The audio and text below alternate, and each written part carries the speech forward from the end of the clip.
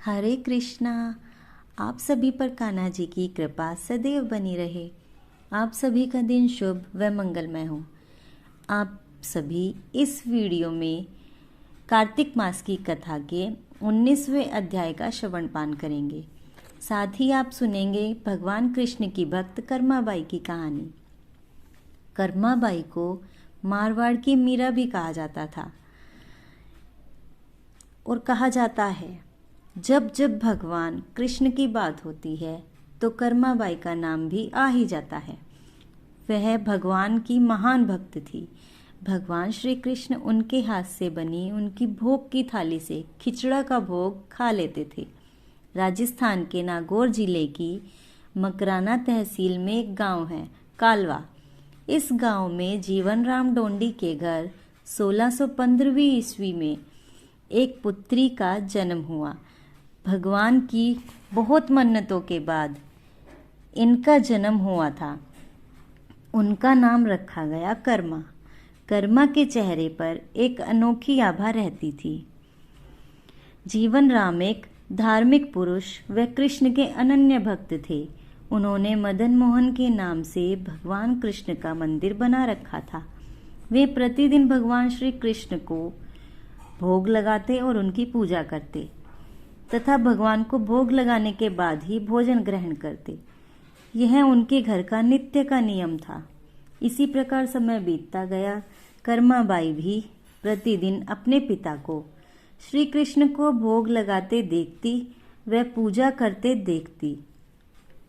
देखते देखते कर्माबाई का बचपन बीत रहा था। अतः बचपन से ही उस नन्ही कर्मा में भक्ति भाव के संस्कार थे। इन्हीं संस्कारों के बीच पलते बढ़ते कर्मा 13 वर्ष की हो गई। एक बार जीवन राम को कार्तिक पूर्णिमा के स्नान के लिए पुष्कर जी जाना था। उनकी पत्नी भी उनके साथ जा रही थी। वे कर्मा को भी साथ ले जाना चाहते थे, पर एक समस्या आ गई कि उनकी अनुपस्थिति में भगवान को भोग कौन लगाता। इसलिए उन्होंने कर्मा को ये जिम्मेदारी सौंपी और बोले, पुत्री, हम दोनों पुष्कर जी स्नान के लिए जा रहे हैं। तुम भगवान कृष्ण को भोग लगाना, उसके बाद ही भोजन ग्रहण करना। कर्मा ने ये जिम्मेदारी सहर्ष स्वीकार कर ली। माता पिता के तीर्थ जाने पर कर्मा ने सवेरे बाजरे का खिचड़ा बनाया और अपने घर में बने मंदिर के समीप आ गई। भोग का थाल सामने रखकर हाथ जोड़कर बोली, हे प्रभु, भोग लगा हुआ है।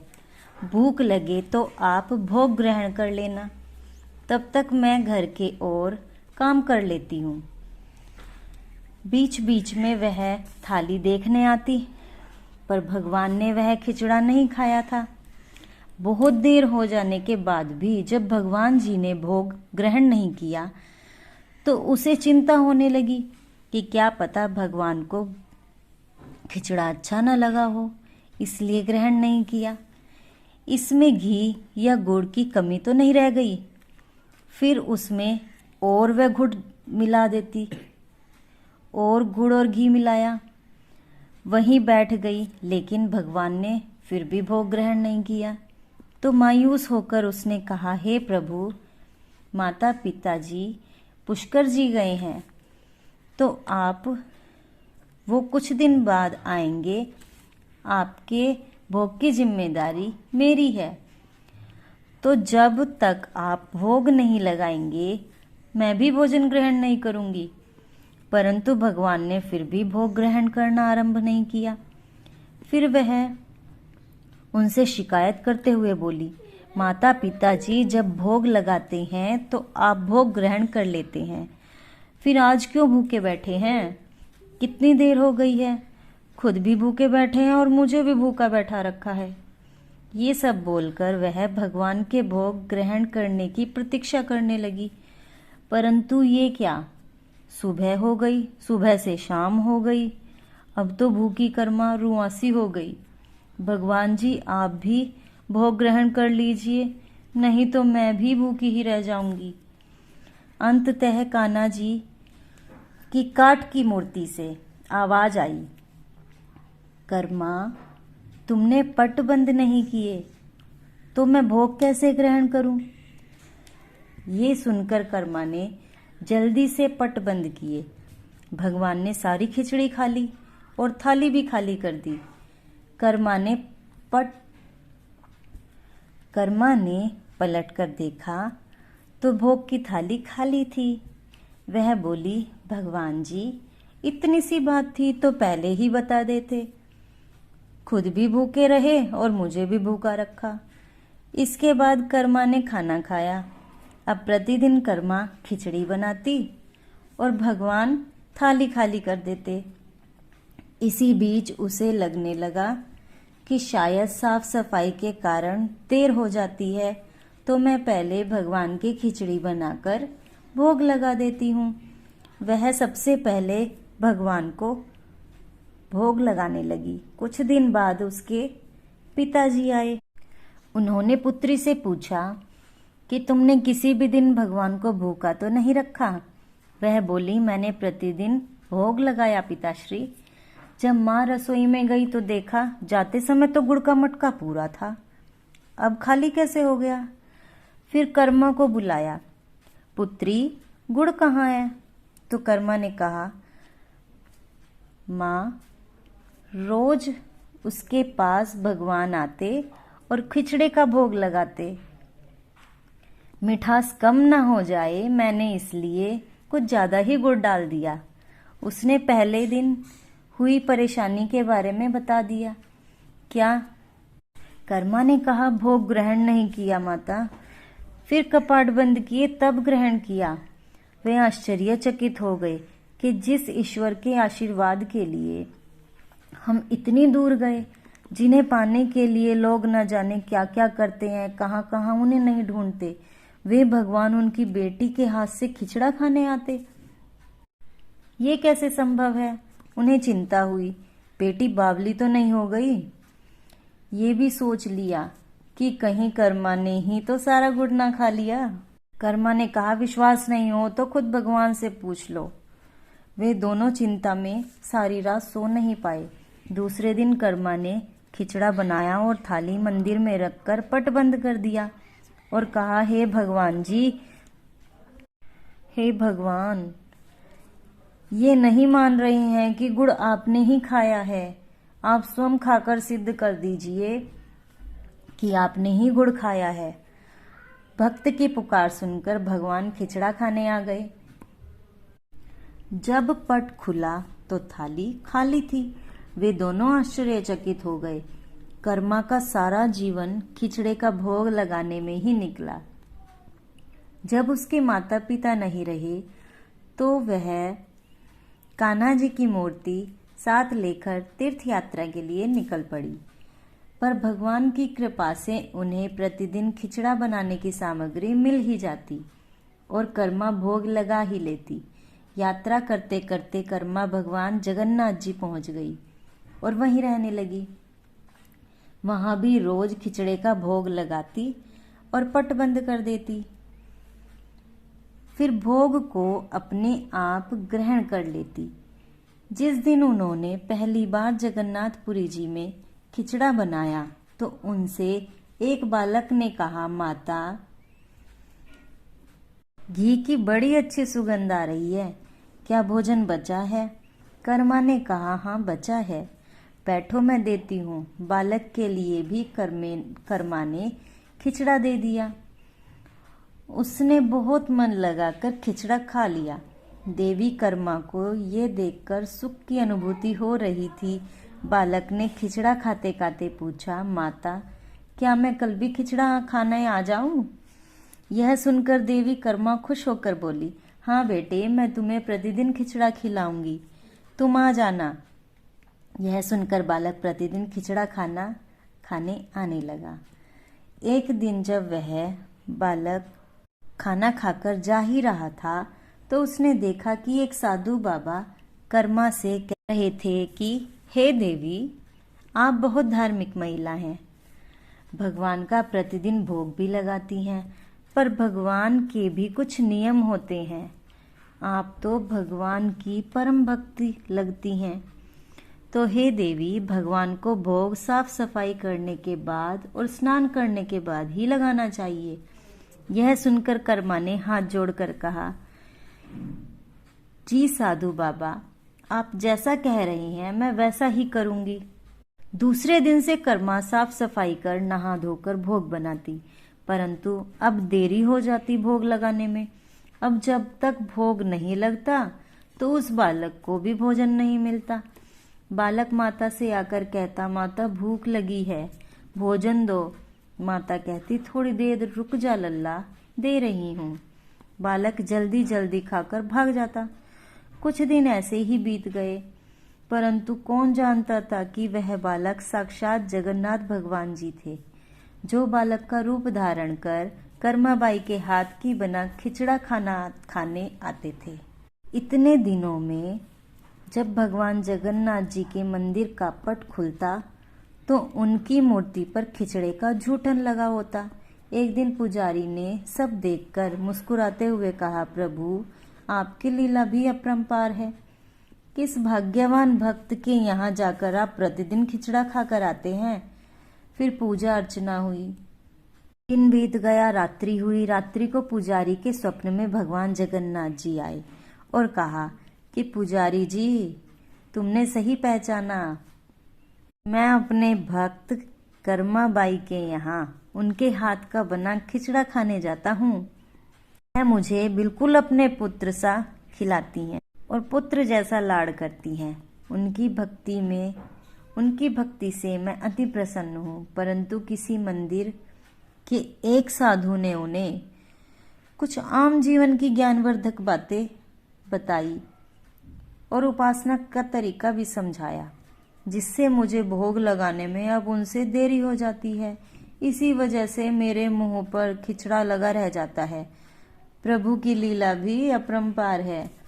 वह तो सर्वव्यापी हैं, एक ही समय में अलग अलग स्थानों पर हो सकते हैं, परंतु मुख पर खिचड़ा लगाने की लीला उन्होंने इसलिए रची ताकि पुजारी जी के मन में ये प्रश्न उठे।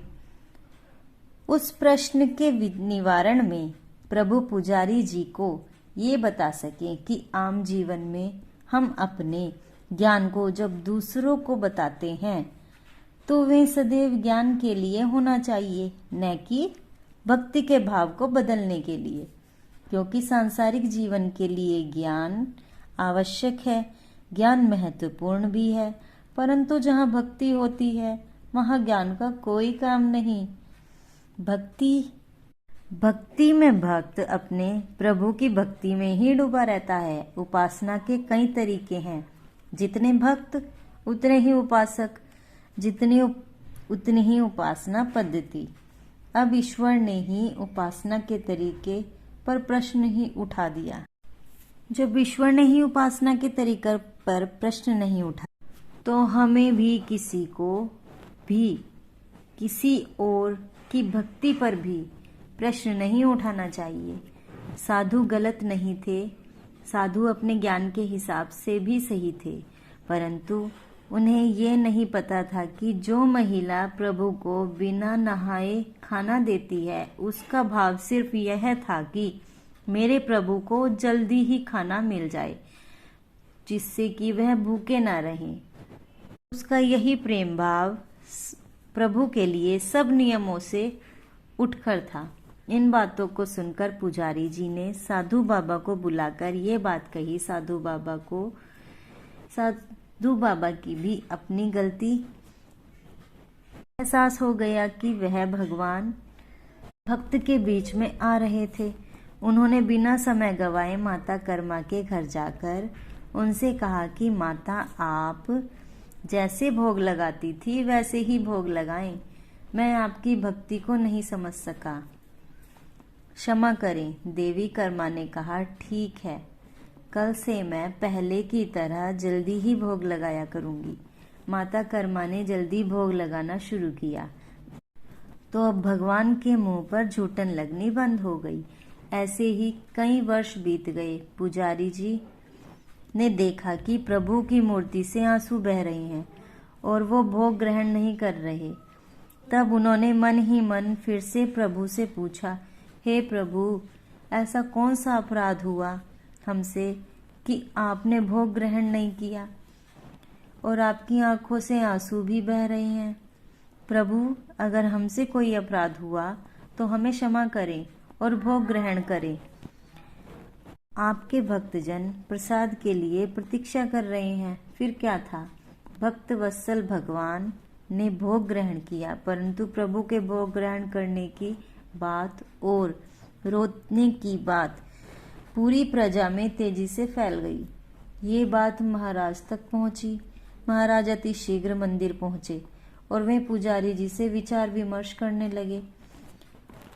फिर उन दोनों ने भगवान के पास हाथ जोड़कर विनती की कि प्रभु कृपा करके हमें बताएं कि इस बात का क्या संदेश है। रात्रि पहर जब वे सो रहे थे तब भगवान राजा के सपने में आए और उन्होंने कहा कि मेरी एक भक्त थी कर्माबाई, जो प्रतिदिन मुझे खिचड़े का भोग लगाती थी और उनके यहाँ जाकर मैं बालक के रूप में खिचड़े का भोग खाया करता था। आज उन्होंने अंतिम श्वास लिए और वह मुझ में विलीन हो गई। अब मुझे बालक की तरह प्रेम कर कौन खिचड़ा खिलाएगा। यह सुनकर राज ने सपने में भगवान से कहा, प्रभु, आज से प्रतिदिन आपके भोग में कर्माबाई का खिचड़ा ही चढ़ेगा, कर्माबाई का खिचड़ा भी चढ़ेगा। यह सपना उन्होंने दरबार में सुनाया और उसी दिन से भगवान जगन्नाथ के भोग में माता कर्माबाई का खिचड़ा चढ़ाया जाने लगा। ये थी भक्त कर्माबाई की कथा और खिचड़े से जुड़ी प्रभु की लीला की कथा। अब सुनिए कार्तिक मास महात्म्य में आगे की कथा। तो श्री सूत जी कहने लगे कि हे ऋषियों, भगीरथ के वंश में सोरदास नामक राजा के पुत्र का नाम मित्र सह था, जो गुरु वशिष्ठ से श्राप से राक्षस हो गया था। गंगा जल के प्रभाव से उसने भी परम पद प्राप्त कर लिया था। तब ऋषियों ने पूछा, हे सूत जी, गुरु वशिष्ठ जी ने मित्र सह को क्यों श्राप दिया था? कृपा करके ये कथा भी विस्तार पूर्वक सुनाइए। श्री सूत जी बोले, हे ऋषियों, एक समय अत्यंत धर्मज्ञ राजा अपने कुछ साथियों सहित शिकार खेलने के लिए वन को गया, जहां पर उसने अनेक हिरणों का शिकार किया। फिर भूख प्यास से दुखी होकर नदी के तट पर आ गया। राजा रात भर वहां पर रहा और प्रातः काल होते ही शिकार की खोज में फिर से निकल पड़ा। कुछ दूर जाकर राजा ने देखा कि पर्वत की कंदरा में व्याघ्र व व्याघ्री मैथुन कर रहे थे। राजा ने धनुष पर बाण चढ़ाकर उन पर छोड़ दिया। व्याघ्री बाण लगते ही तत्काल मर गई। तब वह व्याघ्र राक्षस रूप धारण करके अत्यंत क्रोधपूर्वक बोला कि हे राजन, तुमने मेरे साथ घोर अन्याय किया है, मैं इसका बदला अवश्य लूंगा। ऐसा कहकर वह राक्षस वहां से दुखी होकर चला गया।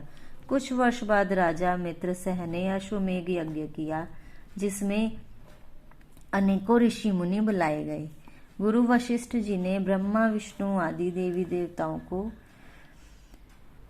हवि देकर यज्ञ समाप्त किया और फिर स्नान करने के लिए नदी के तट पर चले गए। गुरु वशिष्ठ जी के यज्ञ मंडप से जाते ही वह राक्षस, जिसकी पत्नी व्याघ्री को राजा ने वन में मार दिया था, बदला लेने के लिए उसी यज्ञ स्थल पर आ गया था।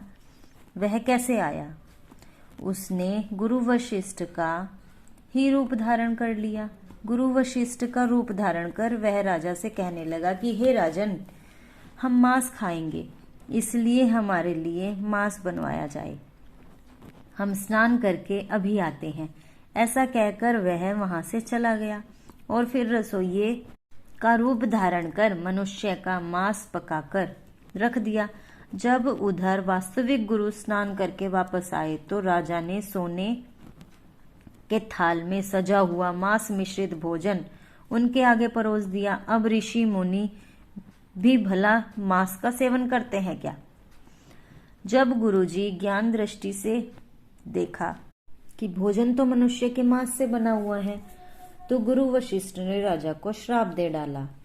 हे राजन, तुमने हमें मांस मिश्रित राक्षसों के खाने योग्य भोजन दिया है, इसलिए तुम राक्षस हो जाओ। वशिष्ठ जी का श्राप सुनकर राजा असमंजस में पड़ गया। गुरुजी ने खुद ही मुझसे कहा था कि मेरे लिए मांस पकाया जाए, अब मांस परोसा तो मुझे श्राप दे रहे हैं। ये सुनकर राजा ने गुरु वशिष्ठ से कहा कि हे ऋषिवर, आपकी आज्ञा से ही तो ऐसा भोजन बना है, आप क्रोध क्यों कर रहे हैं? राजा की बात सुनकर गुरु वशिष्ठ सोच में पड़ गए। उन्होंने ध्यान लगाया और ध्यान करके देखा कि राक्षस द्वारा छले जाने का संपूर्ण वृतांत राजा को बताया। तब राजा भी निरपराध श्राप दिए जाने के कारण अंजलि में जल लेकर श्राप देने को तत्पर हुआ। ठीक उसी समय उनकी रानी दमयंती आकर कहने लगी कि राजन, आप तो क्षत्रिय हैं, इसलिए क्रोध का परित्याग कीजिए और जो कुछ आपके भाग्य में लिखा था उसे भोगिए। जो मनुष्य अपने गुरु पर रोष करता है वह वन में जाकर ब्रह्म राक्षस बन जाता है, इसलिए आप शांत रहिए। राजा क्रोध त्याग कर सोचने लगा कि अब क्या करना चाहिए। फिर राजा ने ऐसे ही अंजलि के जल को पैरों पर डाला, त्यों ही उसके पैर काले पड़ गए, क्योंकि वह श्रापित जल था। इसी कारण वह राजा राक्षस रूप में कलमाशपाद के नाम से प्रसिद्ध हुआ। निरपराध राजा गुरु के पैरों में पड़कर बारंबार क्षमा मांगने लगा और अपनी मुक्ति का उपाय पूछने लगा। गुरु ने कहा कि हे राजन, ये पाप आपसे अनजाने में हुआ है, इस कारण मेरे श्राप का असर 12 वर्षों तक ही रहेगा। इसके पश्चात तुम अपने वास्तविक रूप में वापस आ जाओगे और अनेक वर्षों तक राज्य का भोग करते हुए गंगा जल के प्रभाव से मुक्ति को प्राप्त करोगे और भगवान विष्णु की सेवा करते हुए अंतकाल में विष्णु लोक को प्राप्त करोगे। ऐसा कहकर गुरु वशिष्ठ अपने आश्रम को चले गए और राजा भी राक्षसी देह धारण कर के निर्जन वनों में भूखा प्यासा भटकने लगा। कई वर्षों तक अनेकों कष्ट सहने के बाद वह राक्षस एक दिन नर्मदा नदी के तट पर आया और वहां भी पशु पक्षी मनुष्य सर्प आदि को खाकर विचरण करने लगा। वहां घूमते हुए उसने नर्मदा के तट पर एक मुनि को अपनी पत्नी के साथ रमण करते हुए देखा। भूख से पीड़ित होने पर जैसे व्याघ्र मृग को पकड़ लेता है, ठीक उसी प्रकार उसने मुनि को पकड़ लिया। मुनि की पत्नी ने जब अपने पति को राक्षस के हाथों में देखा, तब मुनि की पत्नी को लगा कि उसके पति के प्राण अब संकट में हैं, तो वह राक्षस रूपधारी राजा से बोली कि आप वास्तव में राक्षस नहीं बल्कि सूर्य कुल में उत्पन्न मित्रसेन नामक राजा हैं। मेरा पुत्र अभी छोटा है, बिना पति के इस वन में मैं कैसे निर्वाह करूंगी? मेरे पति को जीवन दान दे दीजिए। प्राण दान से बढ़कर तो अन्य कोई दान नहीं है, क्योंकि मुनि तो दूरदर्शी होते हैं, उनकी पत्नियों में भी वही गुण होता है। तो उस मुनि की पत्नी ने राजा के पूर्व जन्म का वृतांत ध्यान लगाकर जान लिया। उस पत्नी की प्रार्थना का उस राक्षस पर कोई प्रभाव नहीं पड़ा और जैसे व्याघ्र हिरण के बच्चे को पकड़कर खा जाता है, ठीक उसी तरह वह राक्षस भी मुनि को खा गया। तब मुनि की पत्नी ने उसे श्राप देकर कहा कि तुमने रमण करते हुए मेरे पति को मारा है, इसलिए जब भी तुम अपनी पत्नी के साथ रमण करोगे, ठीक उसी तरह तुम मृत्यु को प्राप्त करोगे। एक तो वह राजा पहले ही राक्षस होने का श्राप झेल रहा था, अब यहाँ मुनि की पत्नी ने उसे एक साथ दो श्राप दे डाले। 2 श्राप एक साथ सुनकर राक्षस देहधारी राजा भी बोला, हे दुष्टे, एक अपराध के बदले तुमने मुझे 2 श्राप दे दिए हैं। तुम भी पिशाचनी बन जाओ। इसके पश्चात वह मुनि की पत्नी भी पिशाचनी हो गई और भूख प्यास से व्याकुल होकर उसी वन में विचरण करने लगी। इसके बाद जो भी कुछ हुआ आप आने वाले अध्याय में सुनेंगे। अंत में हमारी यही कामना है, हमारे चैनल मस्तों की टोली गीतों की होली की यही कामना है कि आप सभी